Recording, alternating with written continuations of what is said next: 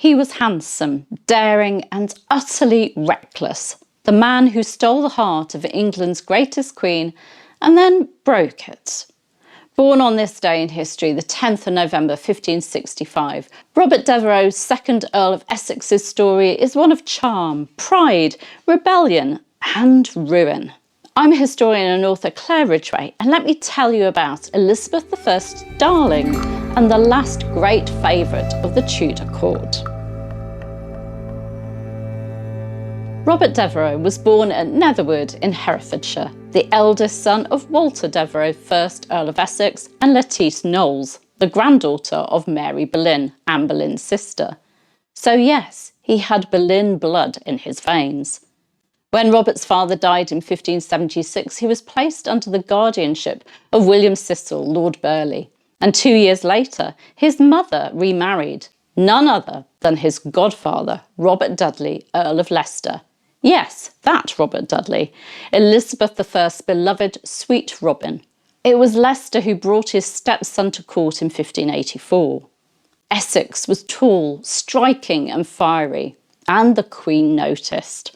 By 1587, after his military service in the Netherlands, Elizabeth made him Master of the Horse, one of the most prestigious posts at court.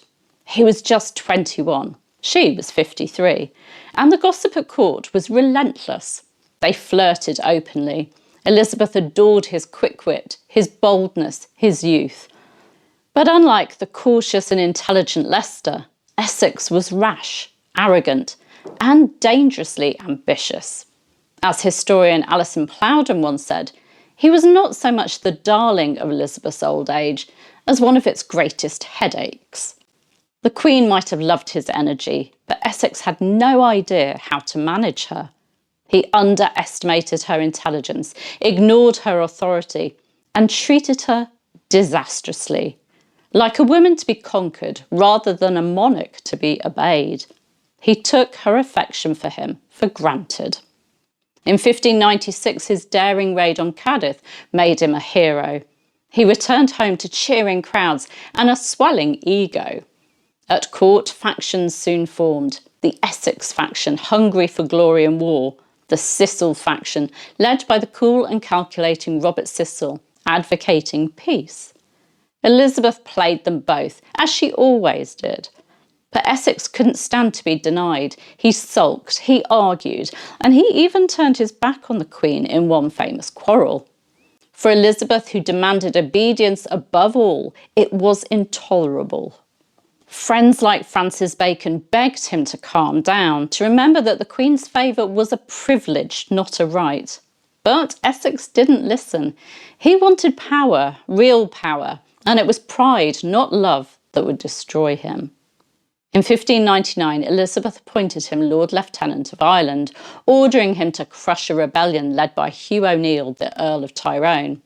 It was a disaster. Instead of following her instructions, Essex ignored orders, made an unauthorised truce with the Irish rebels and abandoned his post.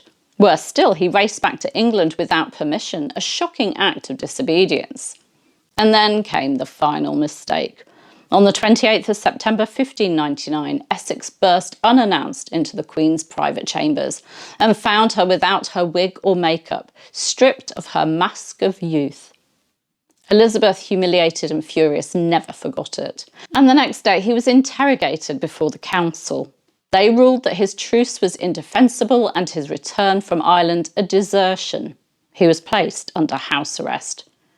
By summer 1600 he was free again, but his sweet wines monopoly, his only major source of income, was revoked. It was the final blow.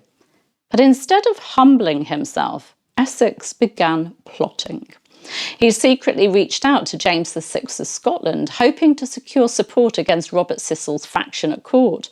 And then he went further, planning a coup to seize power in London.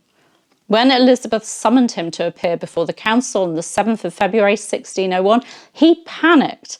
The next morning he gathered 300 followers at Essex House, crying out, "For the Queen, for the Queen, the crown of England is sold to the Spaniard. They've plotted my death." But London didn't rise. The streets were silent. By evening his men had deserted him. Surrounded, Essex surrendered.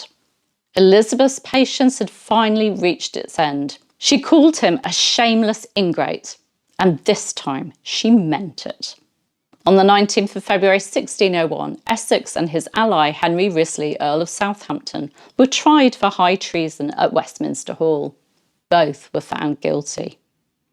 Elizabeth commuted Southampton's sentence to life in prison and mercifully changed Essex's execution from the brutal traitor's death to beheading. On the 25th of February 1601, at the Tower of London, the axe fell. Robert Devereux was just 34 years old. Elizabeth's final favourite died as he'd lived, proud, impulsive and ungoverned. And though she never spoke his name again, those close to her said she mourned him deeply in private. The boy she'd loved, the young man who'd reminded her of his stepfather, had betrayed her and forced her hand. Essex's rise and fall remind us just how dangerous it was to be a Tudor favourite, adored one day, executed the next. What do you think? Was Robert Devereux a tragic hero or the author of his own destruction? Do let me know in the comments. And if you love stories like this one, don't forget to subscribe and ring the bell for more Tudor history. And I'll see you very soon. Bye bye.